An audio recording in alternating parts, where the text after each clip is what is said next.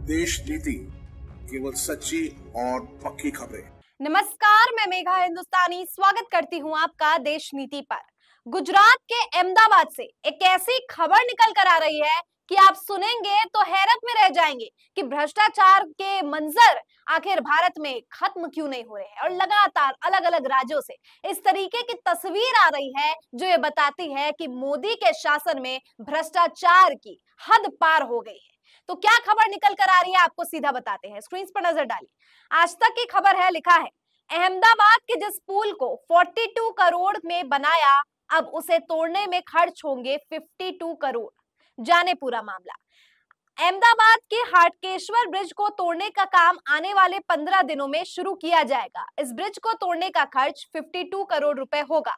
साल 2017 में 42 करोड़ की लागत से बनाया गया हाटकेश्वर ब्रिज सिर्फ 5 साल में जर्जर हो गया। इस वजह से साल 2022 से आवाजाही के लिए बंद कर दिया गया।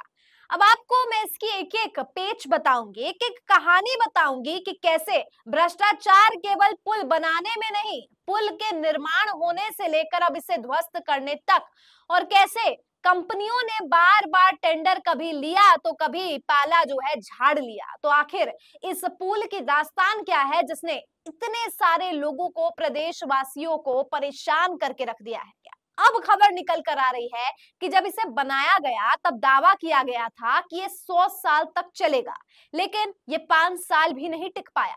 तो आप समझ सकते हैं कि किस प्रकार के सामग्री का इस्तेमाल इस पुल को बनाने के लिए किया गया। वहीं आज तक के संवाददाता यहाँ पहुंचते हैं और रिपोर्टिंग करते हैं तो वो दिखाते भी है कि सामग्री किस प्रकार की है। उस सामग्री में आप उसे छूकर देखेंगे तो आपको पता चलेगा। ऐसे तो आप वीडियोस में ही देखेंगे, ऐसे तो आप आज तक में देखेंगे, बताया जाएगा कि सामग्री, जिस सामग्री का प्रयोग किया गया सड़क बनाने के लिए, वो कितना ही ज्यादा उसे हाथ से उठाया जा सकता है।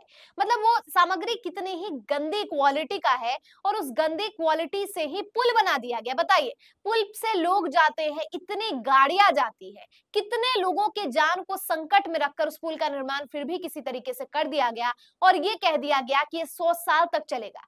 5 साल भी नहीं टिक पाया। 2022 से ये पुल जो है बंद कर दिया गया। अब 2024 हो चला है, मतलब पूरे 2 साल बीत गए, लेकिन इस पुल से संबंधित कोई भी कार्यवाही नहीं हुई।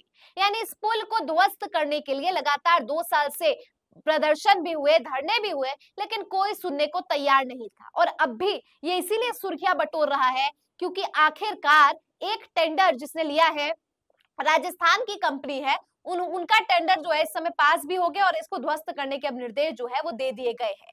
अगले 2 हफ्ते में इसे ध्वस्त करने का कार्यक्रम भी शुरू हो जाएगा। लेकिन सबसे बड़ा सवाल है कि जब टेंडर दिया गया, एक महाराष्ट्र की कंपनी ने टेंडर लिया, फिर वो भाग गई, फिर एक और किसी जगह की कंपनी ने टेंडर लिया, वो भी भागे, और चौथी बार जो है अब ये टेंडर लिया गया और इसे ध्वस्त करने के अब निर्देश दे दिए गए हैं। लेकिन सवाल है कि आखिर इतनी गंदी क्वालिटी का इस्तेमाल हुआ है चीज, तो जिस कंपनी ने उसे इस्तेमाल किया है, कहा जा रहा है कि 52 करोड़ ध्वस्त करने में लगेगा। मतलब 42 करोड़ की लागत का पुल ध्वस्त करने के लिए अब 52 करोड़ लगेगा।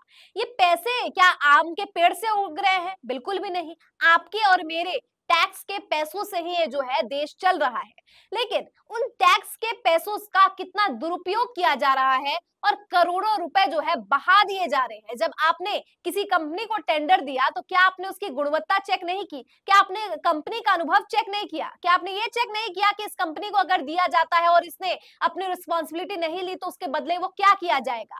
अब देखिए, कहा तो जा रहा है कि 42 करोड़ की लागत का जो पुल है वो 52 करोड़ में ध्वस्त किया जा रहा है, तो इसकी जो लागत होगी पुल ध्वस्त करने की, वो अजय फार्मा से लिया जाएगा। लेकिन सवाल ये है, इतने लोगों की जान को जोखिम में रखकर अगर ये पुल बना दिया गया, सोचिए अगर कोई लोग जा रहे होते, यातायात हो रहे होते और उस समय ये पुल ध्वस्त हो जाता तो कितने लोगों की जान भी जा सकती थी। इतना बड़ा रिस्क आखिरकार क्यों लिया गया है? और वो भी गुजरात जिसे कहा जाता है कि प्रधानमंत्री मोदी जी गुजराती हैं और गुजरात में कितना ज्यादा पैसे हैं, गुजरात में कितने ज्यादा जो है रिच माना जाता है और वहां पे बिजनेस माइंडेड लोग माने जाते हैं, और वहां से इस तरीके की खबर आना, तो आप समझ सकते हैं किस प्रकार के गुजरात मॉडल का प्रमोशन प्रधानमंत्री नरेंद्र मोदी द्वारा किया जा रहा है। कहते तो है कि वाह गुजरात मॉडल, लेकिन क्या ये गुजरात मॉडल है? 100 साल चलने वाला पुल 5 साल भी नहीं ठहरता और जितने पैसे लगाए गए थे उससे 10 करोड़ ऊपर देकर अब इसे ध्वस्त करना पड़ेगा।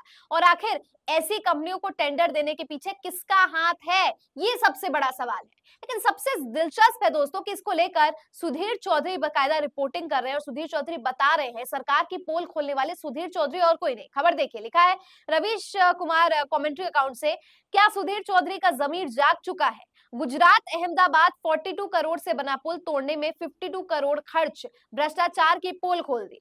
तो यहाँ पर सुधीर चौधरी की तस्वीर है और वो पूरा अपना कार्यक्रम ब्लैक एंड व्हाइट में बता रहे हैं कि कैसे 42 करोड़ की लागत के पुल को ध्वस्त करने के लिए 52 करोड़ रुपए लगेंगे।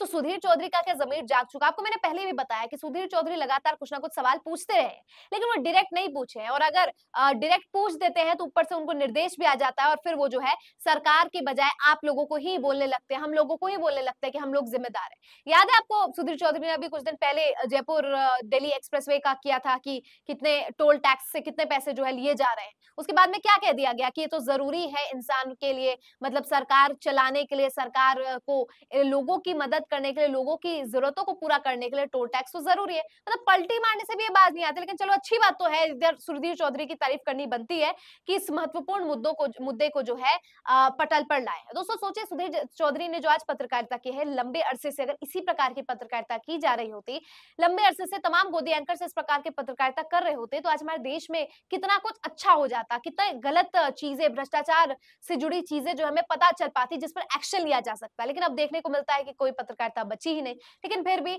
अच्छी बात है, तो तारीफ के पात्र तो है। लेकिन दोस्तों तारीफ का जो पात्र नहीं है और जिस पर सवाल उठाना है वो है प्रधानमंत्री नरेंद्र मोदी। क्यों? क्योंकि गुजरात मॉडल की प्रशंसा करते करते भ्रष्टाचार के इस मंजर तक लेकर आ गए हैं जहां इस प्रकार की तस्वीरें अब आम हो चली है। हर जगह से, हर राज्य से इस प्रकार की तस्वीरें आती है कि कहीं पुल टूट रहे हैं, कहीं सड़क टूट रहा है, कहीं जो है आपने मूर्ति जो है वो टूट रही है। फिर बाद में आप क्या करेंगे? हाथ जोड़ के माफी मांग लेंगे? क्या माफी मांगने से इतने लोगों की जो लोगों की जान पर खतरा मंडरा रहा था वो खतरा टल जाएगा? ये माफी मांगना केवल ढोंग है दोस्तों, असल में है भ्रष्टाचार। इसके पीछे का पूरा लिप्त जो कारण है वो भ्रष्टाचार है कि कंपनीज, उन कंपनियों को यहाँ पे टेंडर दिए जाते हैं जिससे पॉलिटिकल पार्टीज की मित्रता होती है, लिहाजा इस प्रकार के भ्रष्टाचार और आम जनता जो है इस पर पिस जाती है। क्या लगता है दोस्तों आपको इस पूरी खबर पर? कमेंट सेक्शन के जरिए मुझ तक पहुंचाइए। फिलहाल मुझे दीजिए इजाजत और देखते रहिए देश नीति। धन्यवाद।